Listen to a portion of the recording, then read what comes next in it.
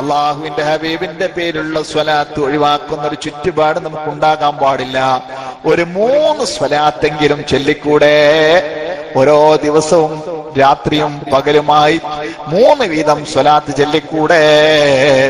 മഹാനായ അബൂ ഖാഹിൽ റളിയല്ലാഹു അൻഹു നബി തങ്ങളുടെ സ്വഹാബിയാണെന്നാണ് അഭിപ്രായം.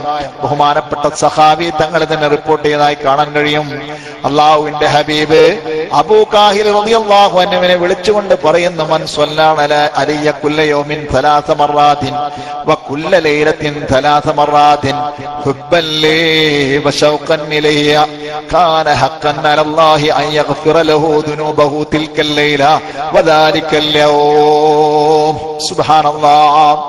മഹാനായ ഇമാം ത്വബറാനി റളിയല്ലാഹു അൻഹു അദ്ദേഹത്തിന്റെ കബീറിൽ റിപ്പോർട്ട് ചെയ്ത ഹദീസാണ്. മഹാനായ ഇമാം സഖാവി നമുക്ക് പഠിപ്പിച്ചു തരുന്നത് എന്താണ് മുത്തുനബി പറയുന്നത്?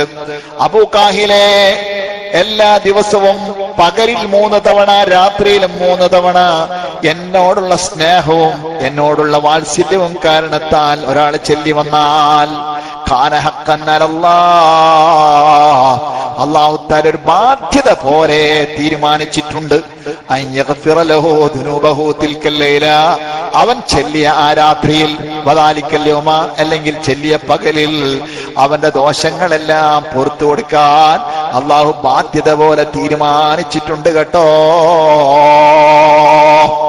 സഹോദരന്മാരെ, ഇത് നാം വെറുതെ കളഞ്ഞു കുളിക്കണോ? സാന്ദർഭികമായി ഞാൻ ഓർമ്മപ്പെടുത്താണ്, ചില്ലറ വിഷയമല്ല.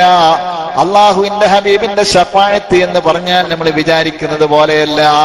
അത് ഉറച്ചും പ്രതീക്ഷിക്കാവുന്നതാണ്, ഉറച്ചു തന്നെ പ്രതീക്ഷിക്കാവുന്നതാണ്.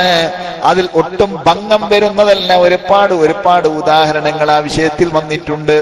മഹാന്മാര് പല സംഭവങ്ങളും ആ വിഷയത്തിൽ